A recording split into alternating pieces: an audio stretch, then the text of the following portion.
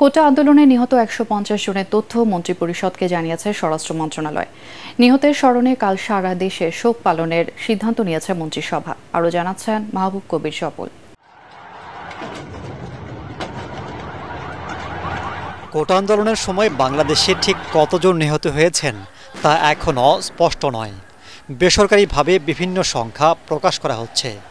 সরকারিভাবে জানানো হয়েছে এখন পর্যন্ত ১৫০ জন নিহত হবার তথ্য পেয়েছে স্বরাষ্ট্র মন্ত্রণালয়।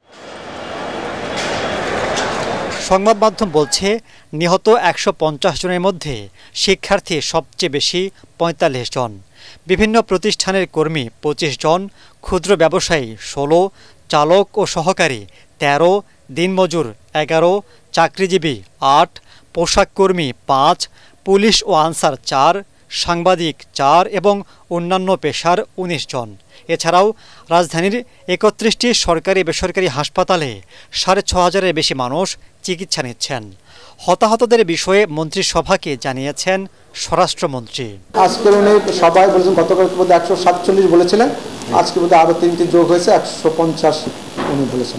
নিহতদের স্মরণে ৩০ জুলাই একদিন সারা দেশে শোক পালনের সিদ্ধান্ত নিয়েছে মন্ত্রিসভা। কোটা আন্দোলন নিয়ে যারা হতাহত ঘটনায় যারা নিহত হয়েছেন তাদের জন্য একটি শোক প্রস্তাব গ্রহণ করেছেন। সেই শোক প্রস্তাবটা আনুষ্ঠানিকভাবে নেওয়া হয়েছে। আর দ্বিতীয় যেটা করা হয়েছে সেটা আগামীকাল দেশব্যাপী শোক পালন করা হবে এবং সেই শোক পালন অংশ হিসাবে কালো ব্যাজ ধারণ করা হবে এবং মসজিদে দোয়া, মন্দির, গির্জা, প্যাগোডায় প্রার্থনা করা হবে। এই ছিল। এর মধ্যে হতাহতদের পরিবারকে সহায়তার আশ্বাস দিয়েছেন প্রধানমন্ত্রী। মাহবুব কবির চপল, এটিএন বাংলা, ঢাকা।